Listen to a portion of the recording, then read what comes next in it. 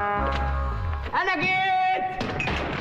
ازيكم عاملين ايه؟ يا رب تكونوا بخير. فيديو جديد ويوم جديد وروتين يوم مشمس وجميل. النهارده بقى الروتين بتاعنا هيبقى ايه؟ همسك بقى انا، بص الاوضه دي همسكها كده، ايه يعني، هجيب عليها واطيها، هروقها كده وهنفضها وهظبطها وهفرشها وهمسحها وهنعمل البلكونه مع بعض وهنعمل حاجات كتير. تمام.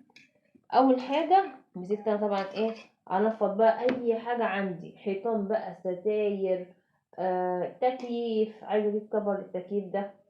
كان عندي واحد بس تايه مني، فعايزه اجيب له كفر. آه بس لما انزل بقى هجيبه. تمام. الريشه اللي انا بعمل بيها دي، الريشه دي اللي انا كنت جايباها معاكم في فيديو المشتريات. الريشه دي ريش نعام، هي غاليه جدا اي نعم، بس بصراحه حلوه وتستاهل.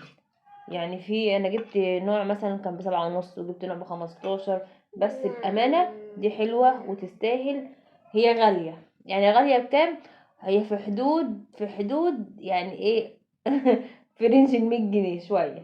تمام، يعني هي اقل من 100 جنيه شويه، بس بصراحه حلوه بقى، طويله وناعمه. لو هتنفضي بقى البلتكنه، ولا هتنفضي ستاير، ولا حيطه، ولا ابليج، يعني حلوه، بتنفض معاكي، والحيطان حلوه. تمام. نفضت بقى كل ده كده. نفضت بقى ايه؟ كالمعتاد ننفض السرير ونفرشه ونظبطه. عايزه اقول لكم الحاجات اللي انا حطيتها دي، المثبت ده بتاع الملايات، تحفه تحفه تحفه. بتشيل الملايه، اي لما تيجي تغير الملايه بتشيل الملايه بصعوبه. يعني عايزه اقول لكم الملايه اللي بفرشها بقوم الصبح الاقيها على الارض. ازاي؟ انا مش عارفه. المهم جبت بقى انا الماسك اللي هو بتاع الملايات ده، حلو قوي، يعني حلو بطريقه، يعني بجد انا كنت زهقت من موضوع الملايه دي.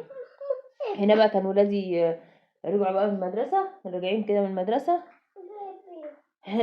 انا كنت يعني الكلام ده كان ايه، كانوا الظهر كده. لو اتمنى ان هم يطلعوهم العصر، يا نهار ابيض، نفسي نفسي كده يمشوا الصبح ويطلعوهم العصر. اه والله. طبعا الوقت خلاص بقى ايه، سقع، والوقت بقى ايه، هو مش سقع السقعية اللي هي، بس الوقت محتاج ان احنا نتغطى فيه. فبقى ايه، تحط ايه، او حطيت البطانية دي كده على السرير. عايزه اقول لكم بقى اللي انا هشيلهم من الارض دول. نعم، حاضر. بص بقى الريشه، التلفزيون ده شاشه كومودينو اي حاجه، بتظبط معاك الدنيا جدا، وبتنفض، يعني بتنفض حلو، وحجمها كبير، يعني حجمها كبير قوي. الريش اللي فيها كبير. اللي انا شفتهم من الارض دول، لو انتوا شفتهم في الفيديو قبل اللي فات، اللي هم الحافظه اللي انا كنت بقول لكم عليها، اللي انا كنت قطعوها. الفيديو ده على فكره متصور من قبل الفيديو اللي نزل لكم، اللي نزل الفات، اللي هو بتاع النعناع، وساعه ما كنا بنعمل ايه، النعناع وكده. كان عندي بقى غسيل، كنت غسله قبلها بيوم. بقيت كده ان انا المه. عايزه اقول لكم الجو ايه، شمس وجميل وحلو كده وجميل جميل يعني. نعم. حاضر. لا صغير، ده صغير عليه. خد يلا ماما. الم بقى المشابك بتاعتي اللي ابني مع، بصوا 3/4 المشابك بتاعتي اترمت في الشارع. بيمسك المشابك ويرميها في الشارع ويرميها عند الجيران. ما عادش عندي مشابك، عايزه اجيب مشابك. هنفض بقى القطعتين اللي هما المفروض ان هما دول الحافظه. تمام. بعد كده هخش بقى على ايه، على البلكونه. عايزه اقول لكم الزرع عايز يتزقي، شربته كده وشربت اللي في الارض. في الارض نعناع وقصريات نعناع وكده بسقيتها. عايزه اقول لكم المكان الاخضر، او المكان اللي فيه خضره، عايزه اقول لكم راحه نفسيه رهيبه، راحه نفسيه ما بعدها راحه نفسيه. او ممكن يكون هو لكل الناس، او ممكن يكون في ناس بالنسبه لها مش فارق قوي يعني، بس انا بالنسبه لي الزرع والزراعه والخضره يعني حياه تانية كده. اللي في الارض دي اسمها جهنميه، اللي هي فيها الورد دي، وفي صبار جوافة ونعناع.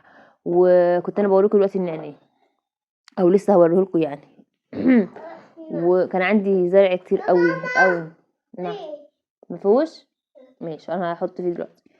كان عندي زرع كتير قوي قوي، بس للاسف يعني اهملته شويه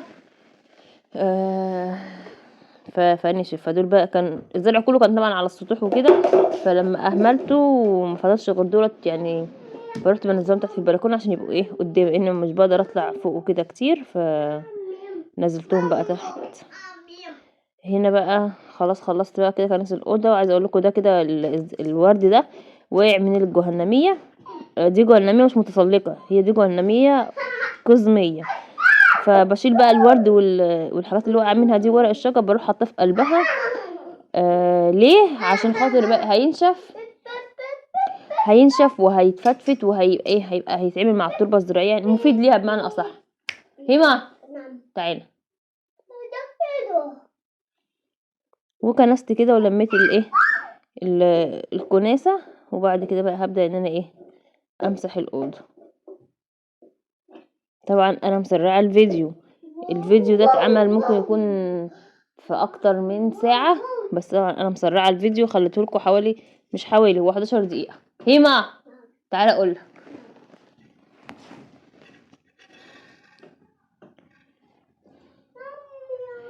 انا الاوضه دي والله كنت عايزه اعملها، بس انا كنت هعملها من غير تصوير، بس قلت اما تشجع واشجعكم معايا. ويعني تعالى يا هي تعالى. سيبه سيبه سيبه.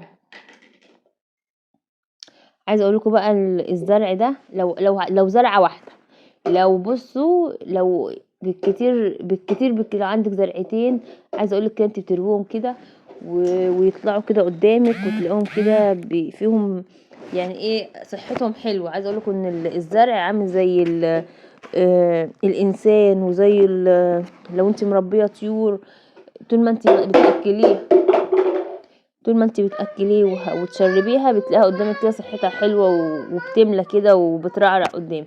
الزرع كذلك الامر برضو، طول ما انت بتسقيه ومهتميه بيه وما بتعطشهوش، بتلاقيه كده معاكي مصحصح كده ومفوق كده ومرعرع معاكي، وتحس ان هو فرحان. والله العظيم بجد. عكس بقى اما تكوني مثلا اهملتيه، هتجيبي زرع يبقى لازم ان انت تهتمي بيه، مش هتهتمي بيه ما تجيبيش زرع، لان الزرع ده عامل زي الانسان بالظبط، يعني بيموت، ولو اهملتيه بيموت. عيسيه كده وخليتي بالك منه كده بيصحصح ويفرفش كده ويبقى شكله حلو معاكي. هنا بقى خلاص خلصت وفرشت الحافظتين دول. هنا عايزه اقول لكم انا فرشتهم هنا شويه، وبعد كده شلتهم ورحت لما شلت الحاجات اللي في الصاله رحت فرشاهم في الصاله. هنا بقى هفرجكم بقى على ده كده النعناع. عايزه اقول لكم انسب وقت تزرعوا فيه نعناع دلوقتي وينجح معاكم الوقت اللي احنا فيه ده. عامه الشتاء كله النعناع بيبقى فيه حلو قوي وزراعته بتبقى يعني اكتر وقت بتنجح فيه. ده كده اسمه صبار الجوافه، هو كده نوع من العصريات بس ورقه شكل ورق الجوافه بالظبط، فاسمه صبار جوافه. دي بقى اللي مغلباني ومطلعه عيني، لا مش دي الصغيره، دي الكبيره. ده اسمه صبار، مش عارفه اسمه صبار كده يا ربي، مش فاكره اسمه يعني، عارفاه بس مش متذكره اسمه. واللي فوق ده اللي جنبه اللي هو تحته جرد الابيض ده بقى مسك الليل، يا نهار ابيض معذبني ومغلبني واللي تحت دي جهنميه. مسك الليل ده بقى عايزه اقول لكم حكايته حكايه، يعني حكايته حكايه من اصعب الحاجات اللي انت ممكن تزرعيها وتراعيها ويعمل معاكي زهر معاكي. تمام. انا عندي بقالي 5-6 شهور، يعني 5-6 شهور اهو، ويدوب لسه بادئ يظهر الاسبوع ده. هنا بقى هزرع معاكم حاجه. هزرع معاكم بذره مانجا.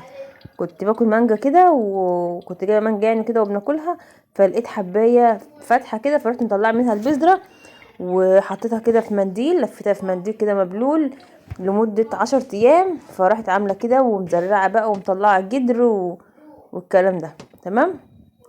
جبت هنا بقى اسمه ده الجردل اللي هو بتاع الزراعه ده، وحطيت فيه تراب او تربه زراعيه، وهبدا كده ان انا احط فيه البذره بتاعتي بالشكل ده. هفحت لها كده ايه حته كده وهحطها فيها برضو، يعني مش صعبه برضو، حاجه سهله قوي.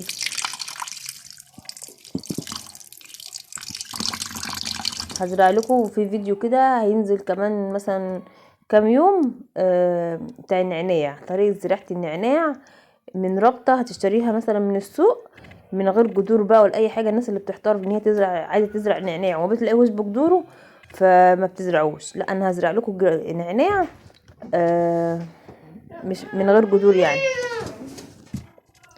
بس هسيبها بقى كده ايه تصفي بقى الميه بتاعتها كده ايه. طبعا العلبه دي مخرومه، فصفي بقى كده الميه بتاعتها وبعد كده ايه اطلعها في البلكونه مع اخواتها. يبقى معانا ضيف جديد النهارده في البلكونه. بابا عايزه اقول لكم ان الزراعه دي حياه، الزراعه دي دنيا تانية خالص. اتمنى الفيديو يعجبكم واشوفكم ان شاء الله في فيديو جديد.